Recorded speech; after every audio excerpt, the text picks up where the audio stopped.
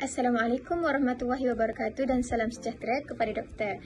Nama saya Nur Hafifah Izzati binti Rusliza, pemegang nombor matriks B2024 1109 958. Hari ini saya akan membentangkan tentang poster yang telah saya hasilkan dengan tajuk Epilepsi Bukan Penghalang, Satu Getaran Sejuta Kekuatan.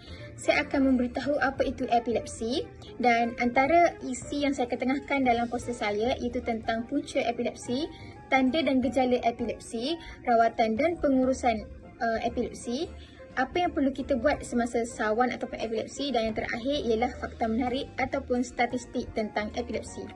Baiklah, saya akan mulakan dengan memberitahu definisi ataupun konsep epilepsi. Okey, apa itu epilepsi?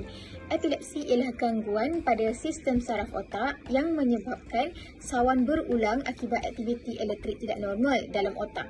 Ia boleh menyerang sesiapa sahaja tidak kira umur ataupun jantina. Okey, seterusnya ialah punca epilepsi. Terdapat beberapa punca epilepsi seperti kecederaan kepala, masalah genetik, jangkitan otak seperti meningitis, kecacatan semasa lahir dan kadang-kadang tiada punca yang dapat dikenal pasti. Okey, seterusnya tanda dan gejala epilepsi.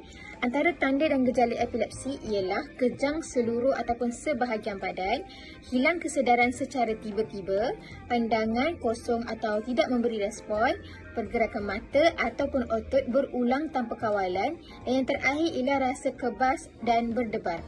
Okey, seterusnya rawatan dan pengurusan yang boleh kita lakukan untuk merawat pesakit epilepsi. Pertama, menggunakan ubat anti-epileptik untuk mengawal sawan tersebut. Yang kedua, kita boleh membuat pembedahan jika ubat yang kita dapat tu tidak berkesan. Yang ketiga, gaya hidup yang sihat. Contohnya, mengamalkan tidur yang cukup, mengelakkan stres dan lain-lain lagi. Dan yang terakhir ialah kita harus memantau ubat secara berkala dengan doktor. Dan yang seterusnya ialah langkah ataupun apa yang perlu kita buat semasa berlakunya sawan ataupun epilepsi. Okey, pertama, kita kena baringkan pesakit ke sisi. Kedua, longgarkan pakaian di leher. Ketiga, jauhkan objek berbahaya daripada pesakit. Keempat, jangan kita masukkan apa-apa barang atau peralatan dalam mulut pesakit. Yang kelima, jangan cuba tahan pergerakan pesakit. Dan yang terakhir, kita haruslah menghubungi ambulans jika sawan berlanjutan lebih daripada 5 minit. Dan yang terakhir ialah fakta menarik ataupun statistik tentang epilepsi atau sawan ini.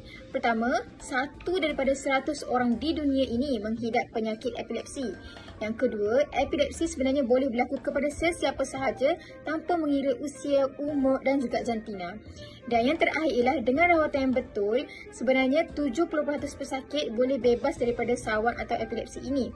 Saya harap semoga pesakit di luar sana yang mengalami epilepsi boleh sembuh seperti sedia kala. Sekian sahaja pembentangan saya untuk hari ini. Terima kasih.